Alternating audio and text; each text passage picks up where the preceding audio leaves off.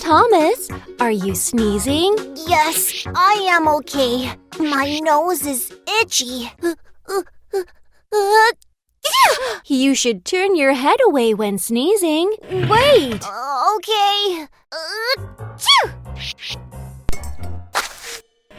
Mommy! Thomas, what are you doing? I am giving bread to Mommy. No. Why not? You just sneezed on that hand.